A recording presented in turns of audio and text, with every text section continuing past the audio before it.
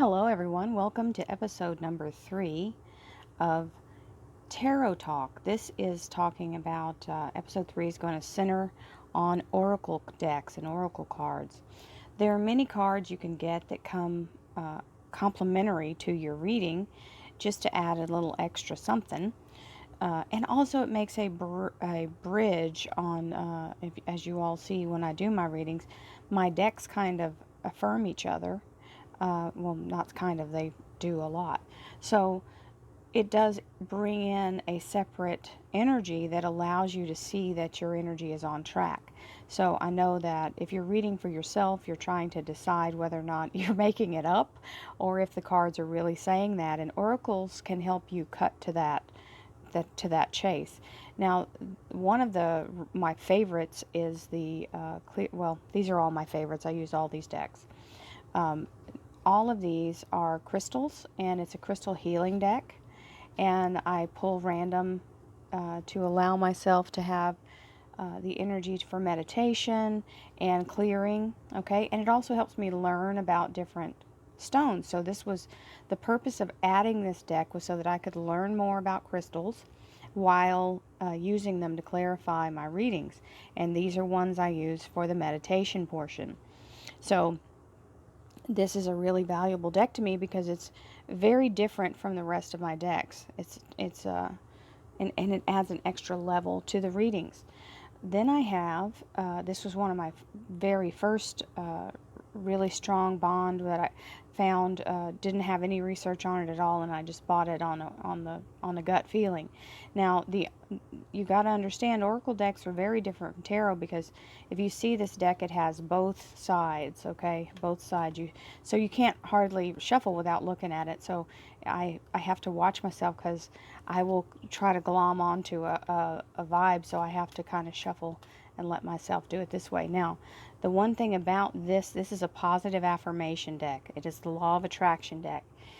There are many different decks that go with whatever you vibe you're trying to match. Everybody's energy is different, so I don't expect you'll get exactly the same feeling I do. Excuse me, I hiccup and stuff while I said and do this. It happens, but I do encourage you to look at the entire spectrum of different kinds of decks. This one is these are very valuable to me. All of these, I feel like I hit a home run on. This one was given to me because I was using a different oracle affirmation deck. Well, it is an oracle affirmation deck, but it's the sacred geometry. The maker of this deck happened to be a viewer, and she's awesome, and she sent me the deck because she had just produced it. It had just come out. So when I started doing the sacred geometry, this one is a deck that is not simply one thing. So that's the thing. A lot of times you get a bonus and a surprise that comes with. You see all these sounds that are in here? These are vibrational sounds we make as we meditate. But I've learned so much about sacred geometry and the symbolism of the different things and energy vibration in my using these cards. Now, I'm going to talk about the books after we look at all the decks. So that is the beautiful sacred geometry deck. And then we have this one I got because I saw somebody using it, and I thought, oh, this is beautiful. It's angels, and I really, really want it. And I had to remove some of the cards, and it's okay to do that, because if they're not with your vibe, if you've got all these wonderful things in here, and then something clangs like a sour note, you are more than, this is the freedom of being in tarot. This deck, I had to remove like 5 cards out of it, just because they were counter to every single thing I am about. And the negativity of the message was something I was not willing to transmit to people. So it is okay to pull cards from oracle decks if you feel like they don't vibe with what you're trying to accomplish. This is the only deck I've ever done that with, because it has it has a little different vibe to it. It's the Angel Answers cards. It's a beautiful deck. I love it because of the artwork. I love it because of the positive messages. And I was willing to continue with it just because I could do that. It was tough though, so if you get this deck or have this deck, you may notice that it's I would call it contrary, okay? 'Cause it's a little stubborn deck, okay? It has its own energy. And once you get it, make it your friend, you're okay. But it took me a long time, many months of working with that deck before I could actually use it in an actual outside of my own readings. Like, away from my personal stuff, it was not trustworthy. It didn't want to get along. It's one of those little stubborn decks. I'm shuffling this like I'm going to read. That's hilarious. So I get like that. Every time I pick up a deck, shuffle. So this is the original. I saw this online, and the artwork was amazing, and it looked a lot like the visions I was getting for the sacred geometry. I love the beautiful images, okay? Visualization is everything for me. I need to have it needs to be appealing to me visually. And this has a lovely little thing at the bottom that gives you the affirmation. You don't have to pull a book out, and you can see exactly what it's talking about and the message that goes with it. So this was very appealing for affirmations. Sorry, I have to cough. And I love, this is my favorite color, and this whole visual and feel and energy of this deck matched me very well. Now, so both of these decks I like very much. I'll tell you why this one's different. This one's a little more complicated, not in a bad way. It just, there's instruction to go with it, and thankfully she did a fantastic job in the book. So now these are more what you standard oracle cards, okay? I like the antiqueness of it, and like I said, the vibe. It's a little shadowy, but not too terribly, okay? It also has very beautiful artwork in it, and that appeals to me very much. So there's, it's got the old nostalgic feel to it, and I like that. A lot of the artwork on some of the different decks, you'll notice you'll feel either a really super sunny, happy feeling when you're looking at the deck, and sometimes you feel shadow. And this one walks the line very nicely because it is just enough of the old antique look, but the artwork makes up for it because that is just beautiful. It's like old postcards, and I feel like it's kind of messages from the other side to me, and I love that. So it matches me. And so that's what I'm really telling you is, if you feel the vibe, and some places you can go, these different spiritual stores, and they'll have samples of the decks. And always do your research. If you're buying it online, you want to see pictures of the deck, go, just search the name of the deck, and you'll find somebody's got either an unboxing or videos talking about the deck, or pictures that they've taken about the deck. Now this particular deck is different from all the rest in the form of, all of these have pictures, right? All of them have pictures. Every one of them. And this one has a picture on the back, and it's kind of a black and white, but it's purple and white. It's the same image. So see, you've got that moon, and it's same image, just in purple. So all of these are pictures, right? It's got pictures and images, pictures and images. This deck does not. This deck it's the Guardian Angel deck, and it has the beautiful Guardian Angel on the backs of the cards, which is gorgeous. But it's all about a prayer or a wonderful positive affirmation. And it comes in a heart-shaped box. It's a very beautiful deck. They're beautiful colors. And it's a really good accompaniment or a closing like if I'm doing a reading and I've blown through the reading real fast because because sometimes it's like that. That's the thing you'll notice. Some readings are more laborious and you have to you feel like the energy is not coming as quickly when you're doing the reading. And sometimes the reading just pours out of you, like you're just glug, glug, glug, glug, glug. All the information is there and it just comes out in a rush. And you'll have a few minutes at the end and you don't want to just go, okay, there's all your information. You still have 5 minutes left on your reading, but I'm not going to do that. I pull these out and I use them to accompany the standard reading that I'm giving someone to allow them to have bonus cards. So these are perfect for that. Any of these would work for that, and I can use them for that. And sometimes I do multiple bonus cards. It depends on what I'm feeling. And people will ask me, can you pull any deck you choose? Can you just pull a deck out and see what the energy says? And it's perfectly fine. It's a wonderful way to add another dimension to your reading. Now, let's talk about the books. If you're buying any kind of even tarot, if you're buying any deck, you want to see that it's got a book. Okay, if it's got a book, you want the set. Most of the time, this set will come the same price as the deck of cards. So that's why you want to really look to see with the book.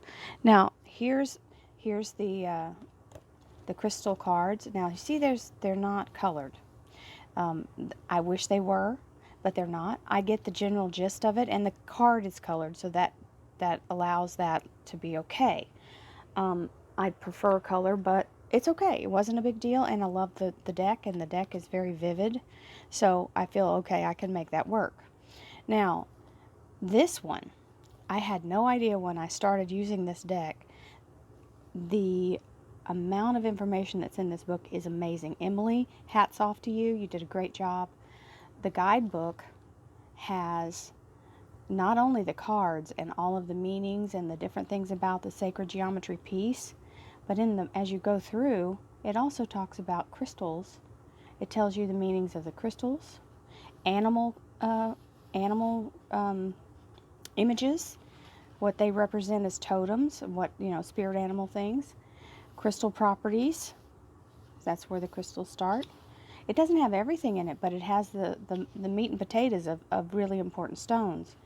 So if you're wanting to start, see, it's a lot of stones here. We're still in the stones. So it's pretty amazing the amount of stuff she put in here. And then we go into, she even has numerology in here. So that makes me excited. So there's the numbers, the master numbers, the brief meaning of numbers. And then here are the frequencies. That's the ones you saw with the words on them. Like there, I picked one up, Fa. And it tells you the frequency number in the center. So the decks can get very informative, and you can use them either superficially. It also talks about chakras. I mean, this is a really good book in itself, and then you get this fabulous deck with it. Then you have the list of vibrational essences talking about oils. This is, I mean, you just can't even, this is wonderful. So, I'm just saying, it's a really good, I got way more with this deck than I even anticipated, and I can't thank the person who made this deck enough for giving me the deck to try and to use and to see what it had. And I'm so happy she was already a person who watched what I do, and I was lucky enough to get that. So this is all that I have for let's talk about the layout. As in tarot, layout is up to you. You can see examples of different people's layouts, but you can also follow your own intuition, because and you see when I do my layouts, I have my main cards in the middle, the actual tarot, and then I'll have my oracle cards down the sides, because there's the center of the reading, and then there are the cursory things that accompany it. So as you do your reading, it's all about how you feel comfortable. There's no wrong way. I want to encourage that. Please understand. There will be people who come on, if you get online and you're doing it, they'll tell you, "Oh, you should be doing this or that." There's no rules. The only rule is that you are connected to divine and you're using your own instinct and you're trusting the universe to guide you. That's the only rule. The rule is to believe and to be in that place of flow and follow your gift. Everyone's gift is different. Okay? And these aren't the only decks out there. There are thousands and thousands. I'm only showing you what I have for the purposes of example, and I don't push anything for anybody. I only wanted to show you that sometimes when you get a deck, you think it's just a cursory deck, and it's so much more. And that's what the important thing for you to know is the deck is a tool. The deck is part of your connection to divine, and they are sacred, and you honor your deck and you treat your deck with wonderful energy, and you don't mistreat it. You keep them safe, you keep them kept in a very nice place. They don't let them get bent or torn. They're very special. Each one of them is its own vibrational key to what you're trying to assess when you're doing the readings. So the imagery is important because it pulls you into the moment of and lets you go into the flow as you let yourself be pulled in, and practicing with them and bonding with them. I don't know if I've talked about that or not. Bonding with your deck is very simple. You can put them in a sock or a pillowcase or a nice silk, whatever you keep your deck in, and put it underneath your pillow and sleep with it. I carried mine around in my purse for a while when I was actually had a 9-to-5 job. I didn't let it leave my side. This was my main deck, the Golden Tarot that you see me use. It is, or the Gilded Tarot. The that I felt like I needed it to, to pick up all my energy and be with me and move with me and be part of me. So it didn't take long and it was immediately bonded. Some of the cards, like this deck, took a little while longer, and it is more about it being in your energy and allowing it to pick up your vibration, because it's almost like it's an extension of you. Okay, so these cards are part of spirit being able to communicate, and that's what you want, is to have that divine spirit connection with the cards. And and once you start using that, I have a method of bringing one deck in, new deck, each time to try to work. You've seen me work with a couple of new decks just to bring them in and try to break them in and get them acquainted with the rest of the cards. It's like introducing pets or people. You don't want to just throw them all together in a hodgepodge. It's too distracting for you, and it's too distracting for the energy of the cards. So I hope this helped with that. And just know you can do oracle readings without ever doing tarot. If tarot is not your thing and you don't understand it and it doesn't feel like it matches your energy, you are perfectly in your right to use oracle cards over tarot. I mean, you may pull one tarot card and use the rest, or it's all up to you. That's the beautiful thing. Everybody has their own thing, and everybody's gift is different. I cannot say that enough. Do not be discouraged if you don't do it exactly like someone else. It is not for anyone to say. It's between you and your divine source. So allow yourself to be who you are, read the way you want to read, and be spectacular at it. I hope you all have a wonderful day. Many blessings. Love, light, and abundance to you all. Thank you so much. Namaste.